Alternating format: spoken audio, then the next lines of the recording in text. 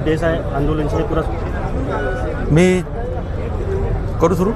मी चंद्रशेखर चिखले, स्वस्त धान्य दुकानदार संघ नागपूर ग्रामीणचा कार्याध्यक्ष म्हणून काम करत आहे.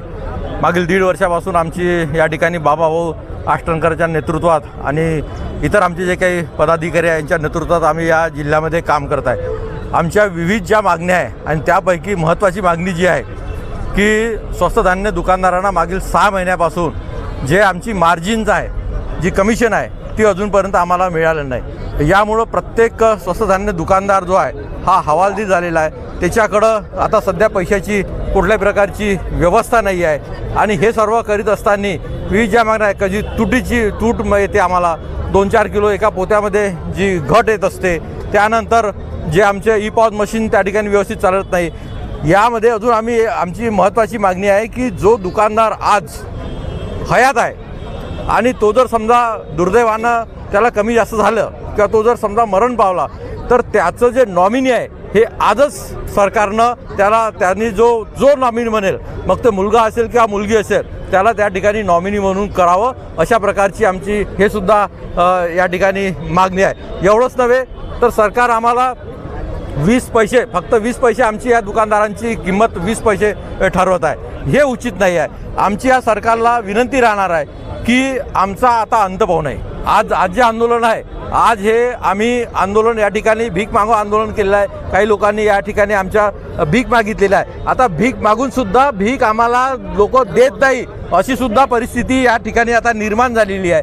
म्हणजे आमची किंमत आता शून्य झालेली आहे. इतर योजनांवर पैसे जास्त खर्च होत आहे आणि आमच्याकडे शासनाचा पाहण्याचा दृष्टिकोन हा बदललेला आहे. सरकारने काही माग पूर्ण नाही केली तर याच्यावर काय नाही, माग जर पूर्ण केली नाही तर यानंतरचं जे आंदोलन आहे आम्ही बाबाभाऊंच्या नेतृत्वात आणि आम्ही सर्वांच्या पदाधिकाऱ्यांच्या नेतृत्वात जे आंदोलन आहे पूर्ण सहपरिवार आमचा या आंदोलनामध्ये सहभागी होणार आहे.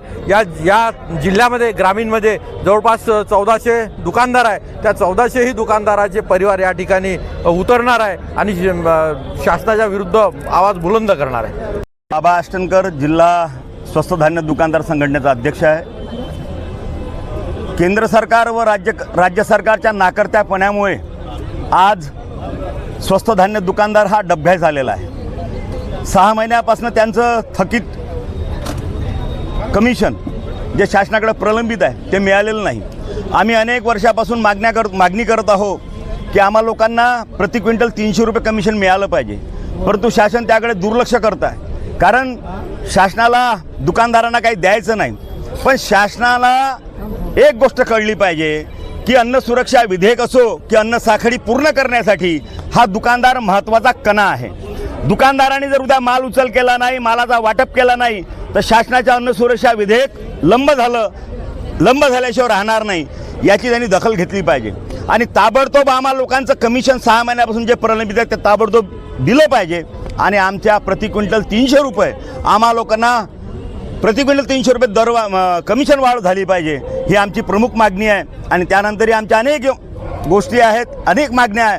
आम्हाला गोदामातनं किंवा FCIकडनं जो माल येतो त्या मालामध्ये 1.5 ते 2 किलो प्रति 50 किलोच्या कट्ट्यामध्ये माल कमी असतो आणि आम्हाला 50 किलो 500 ग्राम अशा वजनाचा काटा करून वजन करून आम्हाला ते दिलं पाहिजे.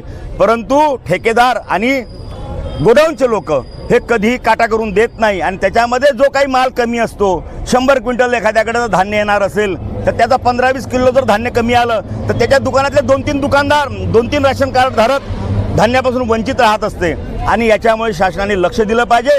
शासनाने आपली जे कमकुवतपणा आहे धान्याच्या गोदामात FCIच्या ठिकाणी ज्या ठिकाणी मोठ्या प्रमाणात भ्रष्टाचार होतो तो दुरुस्त केला पाहिजे आणि आम्हा लोकांचं जे कमिशन प्रलंबित आहे ते ताबडतोब दिलं पाहिजे आणि आमचं कमिशन 300 रुपये प्रति क्विंटल केलं पाहिजे, ही आमची मागणी आहे. दुसरं, जर आता शासनाने आमच्या गोष्टी ऐकल्या नाही, आम्ही 60 दिवसाच्या अल्टिमेट देतो शासनाला.